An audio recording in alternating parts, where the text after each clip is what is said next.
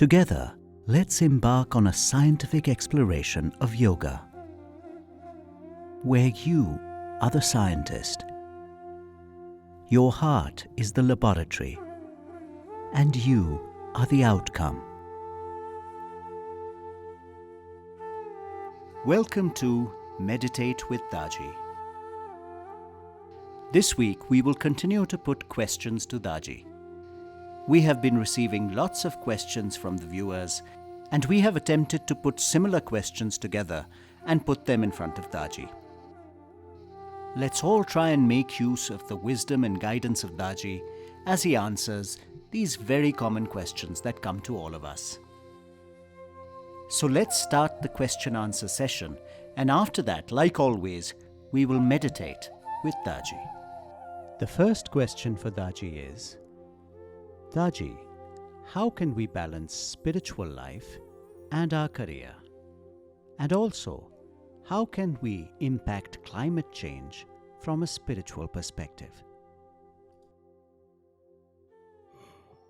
This is a very complex and very worthy question to be answered. How can we integrate career and spiritual life? You might as well ask also a question like, how can I integrate family and spiritual life? How can I integrate my business and spiritual life? How can I integrate my romantic life and spiritual life? Spirituality pervades into everything. And how is it to be done? Spirituality is a word meaning spirit. Do you have the spirit behind what you are doing? Meaning, when you are studying, do you have the spirit, enthusiasm of learning new things? In romance, are you interested in making the other person happier, at peace, at bliss? Or are you wanting to take the advantage of somebody else? In business world also, does your spirit go into what you are doing, your enthusiasm, honesty, truthfulness? All these are interwoven with spirituality. Imagine a person who has become so greedy or violent, hinsic. What happens in Afghanistan today? Hinsa, a lot of violence.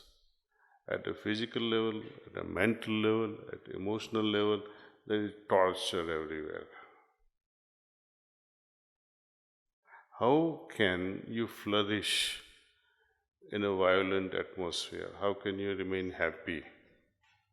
Gita also says one thing, where there is no harmony and where there is no peace, how can you be happy? Happiness is a dream of every soul, whether you are Christian or a Jew, or a Hindu or a Muslim. Everyone, even the insect, even a donkey wants some level of happiness, some level of comfort. Basis of all happiness is at the root of being at peace with yourself. If you are not at peace and harmony, you can never be happy.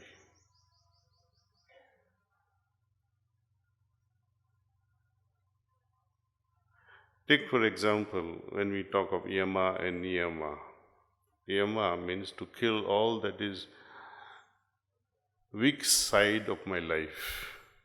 All the weaknesses, all the defects that I have in my life, see if I can kill them all. Not kill the others, kill your own defects. Then what happens? You as a businessman or an industrialist will not pollute the underground water, nor will you pollute the land, nor will you pollute the air. The basis of it all is in your heart. Spirituality teaches you this fundamental thing. UNESCO's these SDG goals are moved in this direction, how not to spoil the air, how not to pollute the earth, how not to pollute the water, how to educate a mass and especially women. There are so much at disadvantage in every society. There are many goals, but unless and until your mind has become purer, your heart has become purer, you cannot implement these SDG goals. So that's why I say without this dhyan, without this meditation, without this muraqabah, you cannot attain peace. And without peace, there is no harmony. Without harmony, there can never be happiness. So, spirituality is the root of everyone's dream. When you meditate and you're at peace with yourself, you can be more creative. You can connect well with the Creator, and hence the creative activities can come better in our society. So, spirituality is the root cause, and we don't have to go into spirituality also, becoming a sannyasi or becoming a mullah and just topsy-turvy life only on one side. We have to integrate both lives. We should not go into material or bhautik world in so much that your spiritual life suffers. And you should not go into spirituality also so much that your material life suffers. It has to be balanced, integrated. So, spirituality to me is a wonderful thing. When you are talking to someone, with what spirit you are talking? Is there love in your heart, or you want to impress the other person? In communication, first thing is listen properly and then respond accordingly. You must have the patience and tolerance for other person to finish what they have to say first. Don't stop. Don't try to show off that you know something better than the other. But there are many others also who knows better than you. So we have to know our limits. And we can know our limits only when you look at yourself very clearly. Every morning you see how you meditate, how you feel inside, and let that state of meditation percolate all during the daytime. At least take few minutes during the daytime where you pause and reflect at least for 2 to 3 minutes. This is what we call constant remembrance, also how we connect with our heart, with our meditative state, with our Creator, many times during daytime. The second question for Daaji is, Daaji, how can we remain peaceful even when we are successful in life? I think it is the peace that gives you success. In that peaceful environment of the inner heart, you bring success. Otherwise, even if you make crores of rupees, do you think that success will bring you peace? It need not bring you peace.